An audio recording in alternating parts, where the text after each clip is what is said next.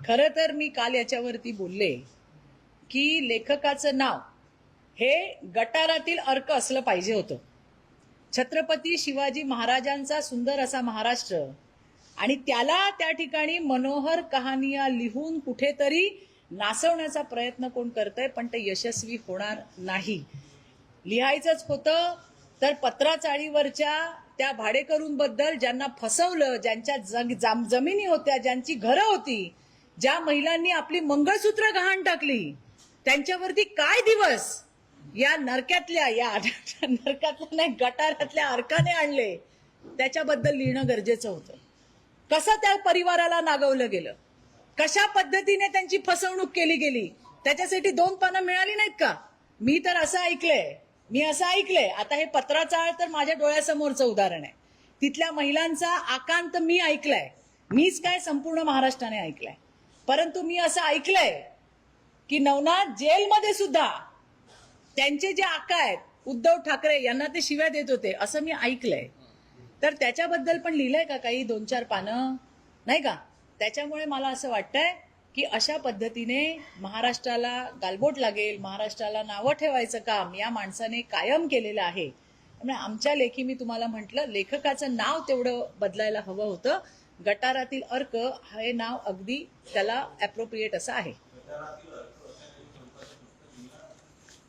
नाही, त्यांनी, मी असं म्हटलं तुम्हाला की त्यांनी जे लिहिलंय, जे काही रंगवलंय, त्याच्यामध्ये माझ्याकडून त्यांनी 4 पानं अजून ऍड करावी. त्याच्यामध्ये पत्रवाला चाळ जी आहे, त्यातले जे काही लोक होती राहणारी, त्यांचे जरा मनोगत जरा लिहून त्याच्यात दिले असते 2-2 पानं ऍड करून, तर ते जास्त बरं झालं असतं. गटारातील अर्क म्हणायचं कारण हे आहे की जेव्हा तोंड उघडतो तेव्हा हा माणूस गटाराच ओकल्यासारखाच बोलत राहतो. सकाळी 9 वाजल्यापासनं नावं ठेवणं किंवा एखाद्याला दूषणं देणं, याच्या पलीकडे काही करतोय का? महाराष्ट्र कुठे झेप घेतोय, आज आपण कुठे चाललोय, याच्यावरती चर्चा न करता, आणि कसं आहे की प्रत्येक वेळेला यांच्यावरती बोलून, म्हणजे काल आपल्या सगळ्यांचे लाडके मुख्यमंत्री यांनी खूप सुंदर उत्तर त्यांना दिलेलं आहे की ते बाल वाङ्मय वाचत नाही.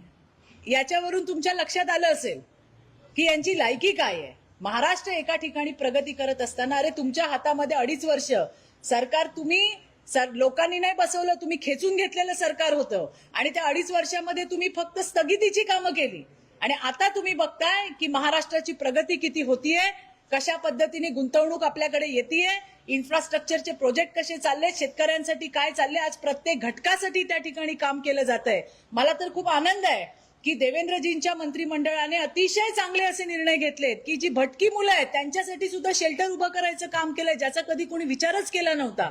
असे अनेक लोकांना उपयोगी पडतील, लोक कल्याणकारी असं राज्य त्या ठिकाणी आणायचं काम आज देवेंद्रजींच्या नेतृत्वामध्ये संपूर्ण महायुतीचं सरकार करतंय. आणि म्हणून मला असं वाटतं की या किड्यांकडे, या गटारातल्या अर्कांकडे फार बघण्याची गरज नाहीये. महाराष्ट्र प्रगतीकडे झेप घेतोय. मला वाटतं ते लोकांना जास्त अभिप्रेत आहे आणि ते लोकांना जास्त आवडतं.